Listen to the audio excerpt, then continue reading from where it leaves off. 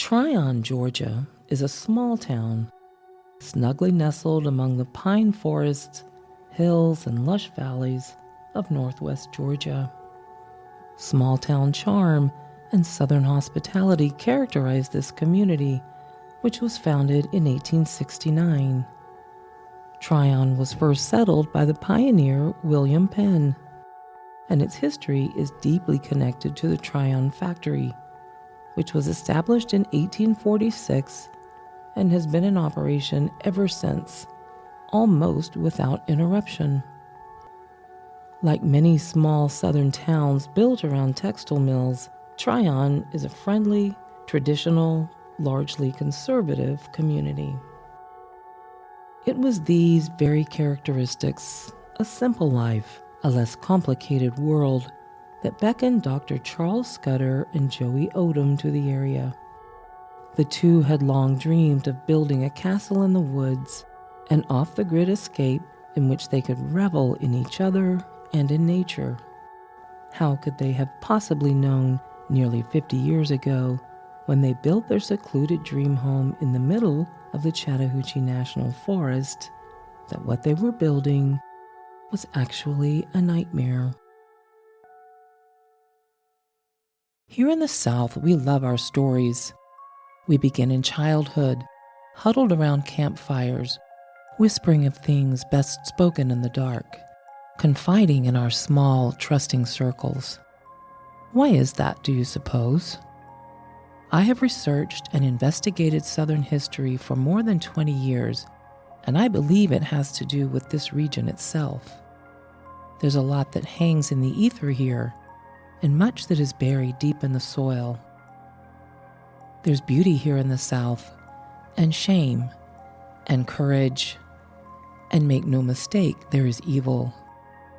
There's always been the element of the unexplained, the just out of reach, that we can all feel but can never quite describe. And the best place for telling tales about such things is the comfort and safety of an old front porch. So I invite you tonight to come up here with me, settle back into a chair and get comfortable. Pour yourself a drink if you like, and I'll share with you some of the tales best told in the company of friends. Tales that prove that truth really is stranger than fiction. And I'll turn on the light. You're going to want that. I'm Carole Townsend. Welcome to my front porch. The following podcast contains material that may be disturbing. Listener discretion is advised. Charles Scudder was an intelligent man, a man of academia, and after he earned his undergraduate degree back in the 1970s, he went on to earn his PhD in pharmacology. Not long after that, Loyola University in Chicago hired him as an associate professor of pharmacology. He was well liked by his students, and he held the bar of excellence high for them for more than 10 years. His colleagues considered him to be brilliant. As much as he loved his field of teaching and his research in pharmacology, the rewards of the career he had treasured for so long were fading for Charles. He had grown tired of students that he described as being unteachable, and he despised university politics. He had also become disenchanted with the community that he called home. While he lived in a fine home, many might even call it a mansion, on the west side of Chicago, urban blight was advancing, knocking at his door. Charles needed a change. By this time in his career, the professor and his second wife were divorced, and their grown children had moved out and embarked on their own lives.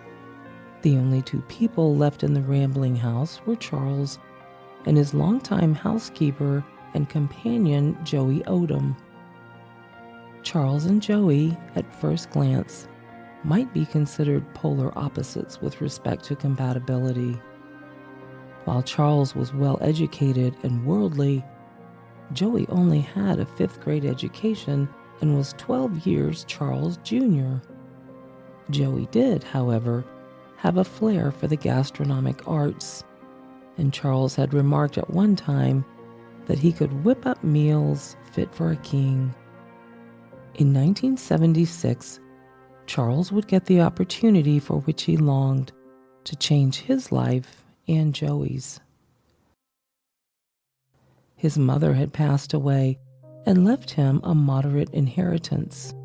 He could take that money, combine it with what he had managed to save and with the proceeds from the sale of his home, and he could build the dream life he so desperately wanted for himself and for his lover. But where would they go? Charles began searching for just the right location, someplace hilly and green, with 4 seasons, but without the bitterly cold winters of Chicago. He wanted a place with a steady supply of clean water, plenty of wood for cooking and heating, and probably most important, the new place had to be private and isolated above all else. That search and all its criteria brought his attention to the foothills of the blue-green Appalachian Mountains. There, he found a 40-acre plot situated deep inside the Chattahoochee National Forest, a location that is just about as quiet and secluded as anywhere east of the Mississippi River.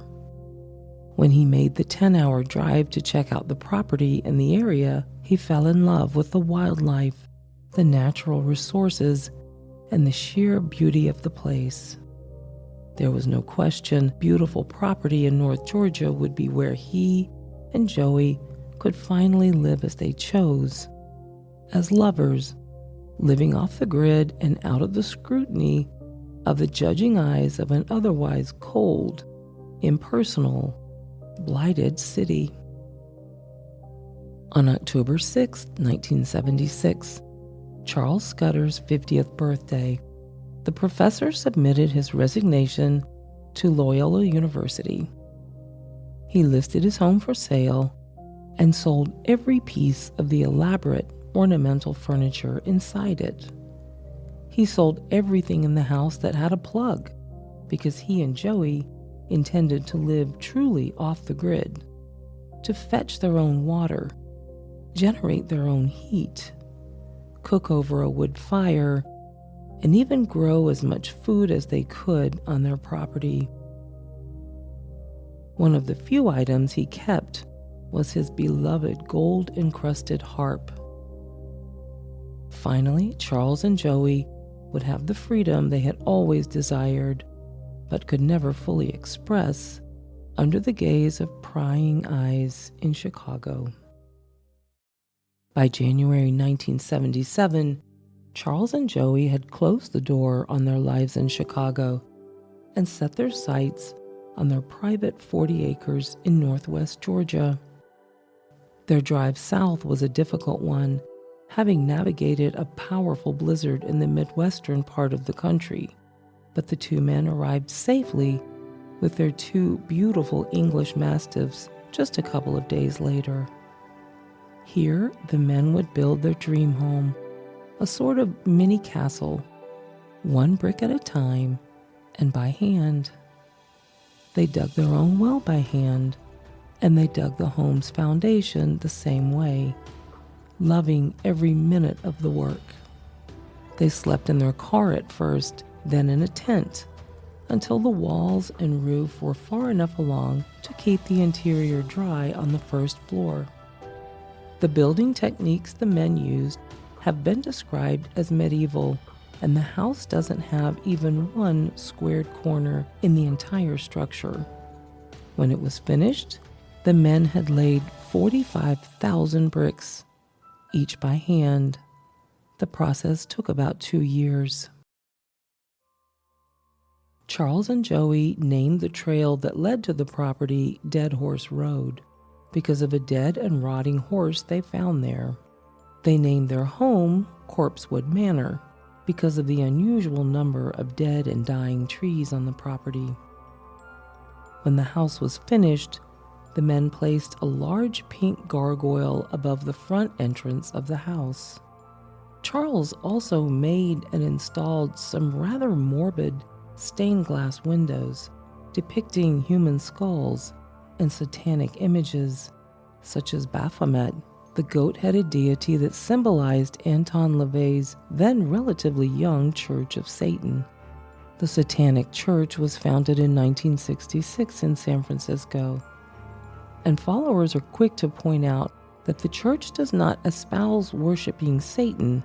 Rather, Satanists claim to promote humanistic values. In other words, they promote mining and strengthening the ego and individual wisdom. They rebel against societal restrictions and are, in fact, their own gods. They represent indulgence and vengeance, and they believe that all sin leads to physical, mental, and emotional gratification. Atheism and hedonism are the cornerstones of the Church of Satan. Clearly, Charles Scudder and Joey Odom required privacy not only to live their lives as lovers, but also to openly and freely practice a religion considered blasphemous and taboo by Christians. Another interesting characteristic of the couple's castle is the 3-story structure they built next to the main house. The first story housed chickens in a coop. The second story served as a pantry, and it held the pair's pornography collection. And the third floor they called the Pink Room.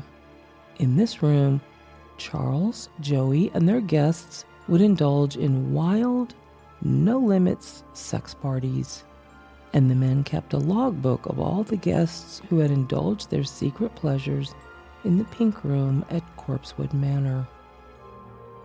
To add to the secret activities of the pair, their visiting friends from Chicago, and the friends they eventually made at Corpsewood, Charles had brought some of his work at Loyola down to Georgia with him.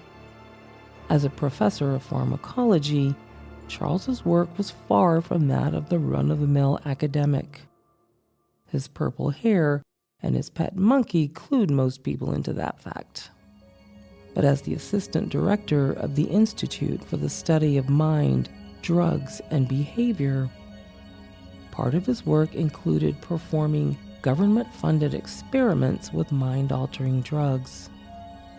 When he left Loyola, he took with him 2 human skulls and 12,000 doses of LSD.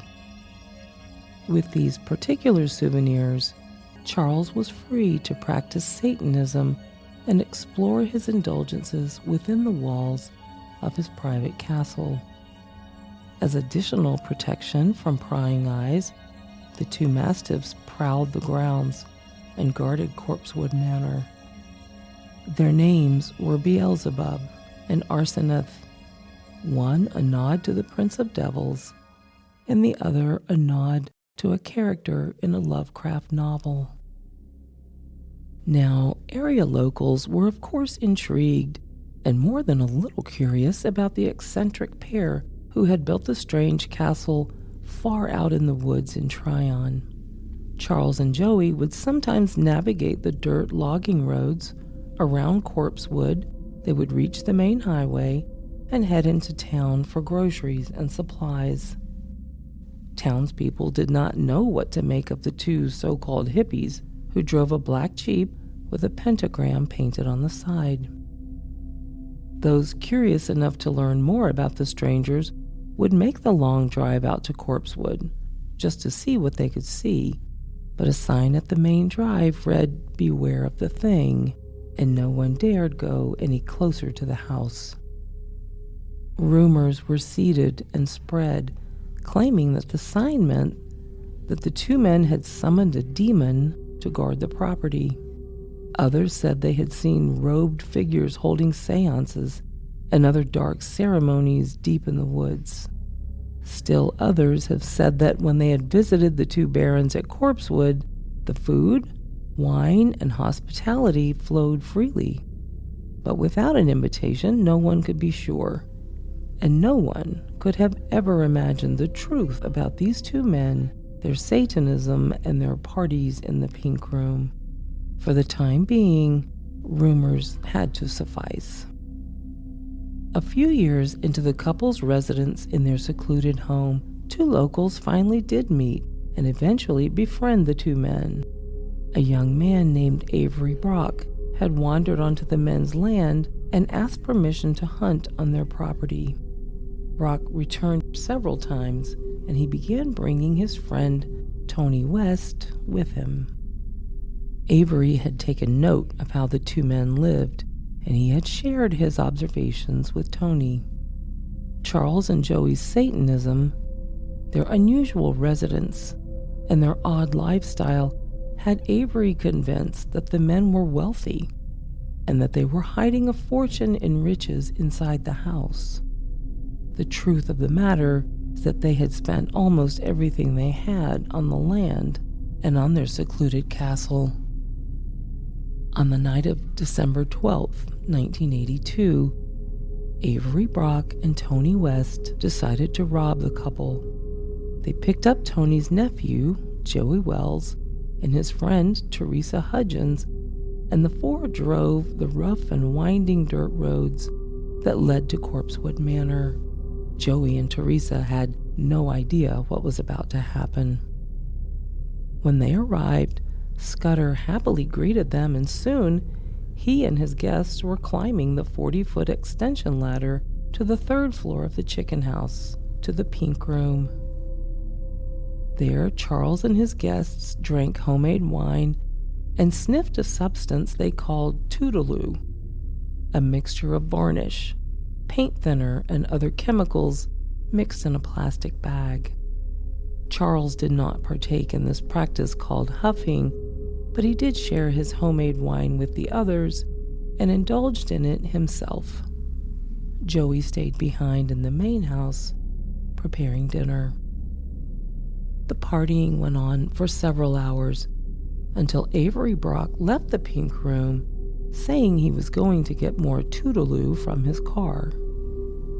In truth, he left to get his .22 caliber Remington Speedmaster rifle.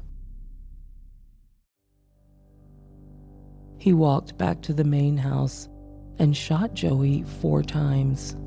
He then shot the 2 mastiffs who were sleeping peacefully near the stove. By then, West, Charles, and the others had also left the Pink Room and entered the kitchen of the main house.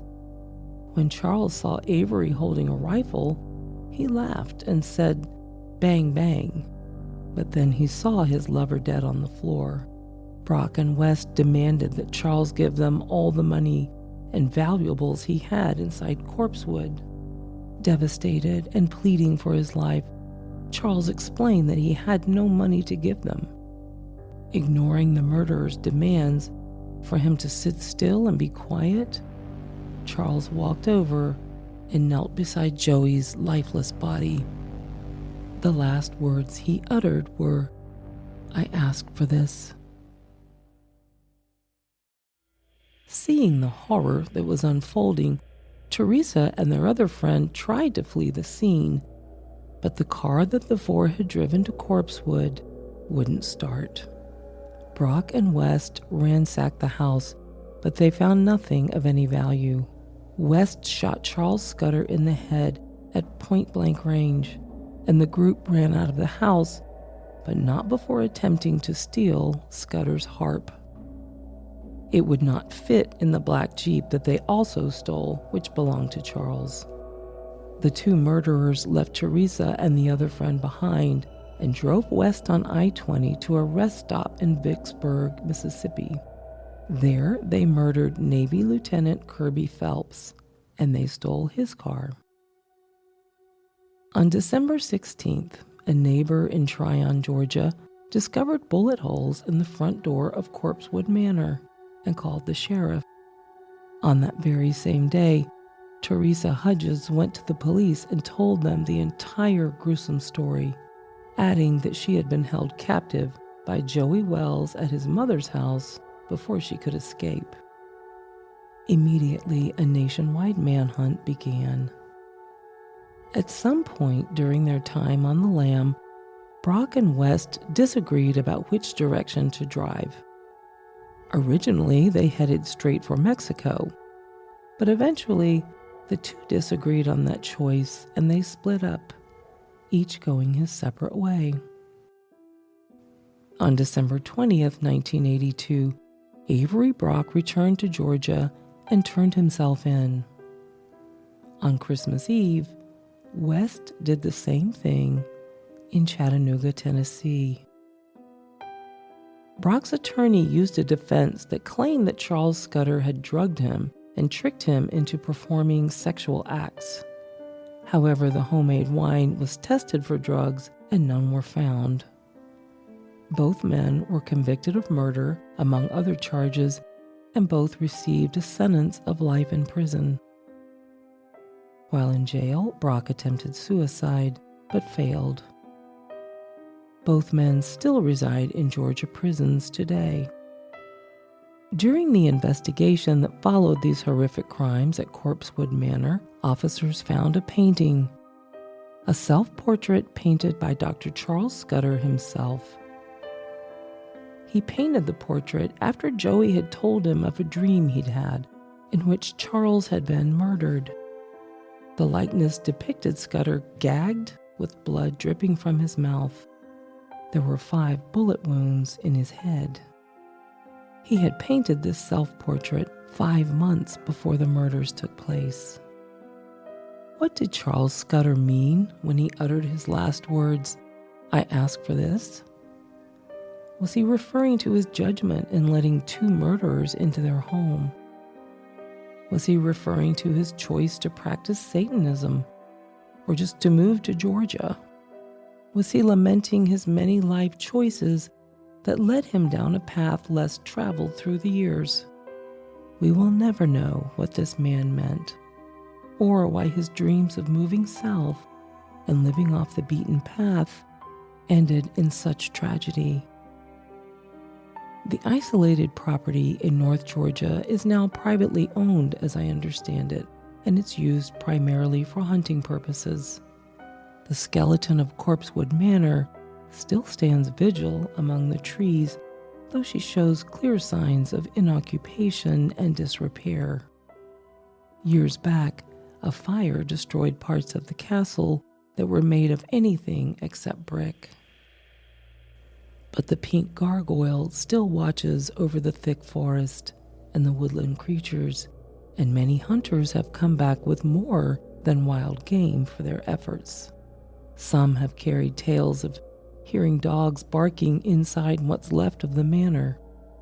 Others have reported hearing screams and gunshots. Perhaps those experiences can be explained easily enough. After all, hunters expect to hear dogs and guns in the woods. But the harp, the haunting notes of a harp that rise and fall on the wintry winds, those are much harder to explain away, don't you think?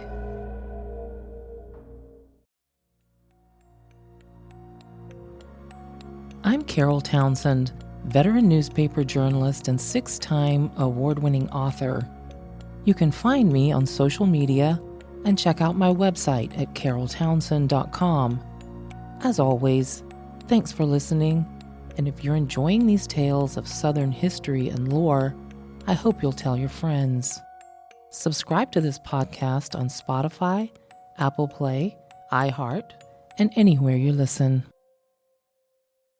My team and I used the following materials to bring this story to you.